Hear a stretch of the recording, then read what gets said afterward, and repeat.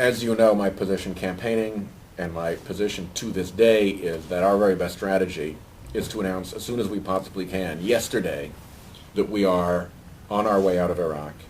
And then you turn over to the military the substantial logistical task of getting 140,000 men and women and whatever equipment is sensible to bring out, and protect the people who helped us and who, if we left them behind, they'd be slaughtered, to put together a plan to effect that redeployment. That's obviously going to take a number of months, and in my view, that creates a significant window of opportunity for a worldwide diplomatic initiative to resolve the problem in Iraq and perhaps even some other related problems in the Middle East. I think us just continuing to follow the course we're on is fruitless, is wasteful, is a mistake, and really harms America's vital national interests in terms of being a national leader and in terms of being internally, fiscally strong enough to be able to educate our kids and do the things that mean so much for the future. So I think we're on a terrible course. I think the President's 20,000 troop increase adds and compounds the mistake that he already made. And I'm going to do whatever I can to be as effective as I can in trying to bring pressure on the administration to change their course to the one that I think is sound.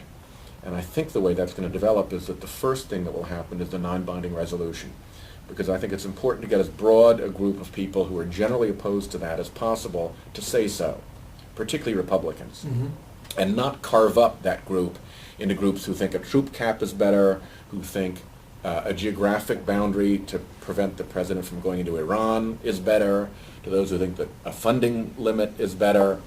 If it's total divide and conquer from the administration's point of view, if they can force us into those different strategic questions before we've had the chance to make that first statement that what he did was a mistake and we don't support it. I think that's a great strategy to build a big tent to bring everyone in. I think what concerns me and others is that second step. Are we going to see that second step, yes. Which is, now that we're all united in opposition to the president's plan, here's what we're going to do in opposition? I'm confident that we will see that second step. The question is, are we going to be sensible and thoughtful enough as Americans and as Democrats and as opponents of this war to not allow the divide and conquer of the multiple strategies to happen. That's going to take negotiation because a lot of people have their ideas and they're sort of married to them and they don't want to give up. And I don't think there is a consensus subset of the different ways that we can exert the second level of pressure that has emerged yet.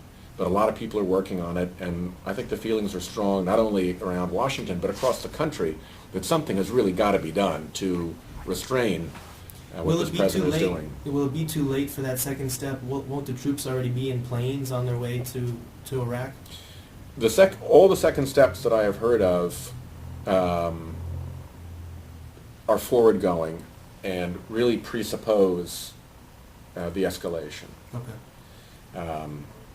The troop cap would be at the escalated number, or at least the amount that had gotten there by the time it passed, and similarly the funding. The last thing anybody wants to do is, however much we may disagree with the president's policies, but the last thing anybody wants to do is to have troops who are risking their lives and working very hard on the ground for us in Iraq not feel and actually obtain the full support of the American government. This is a quarrel and a fight between us and the president, and we don't want to put the troops in the middle of it.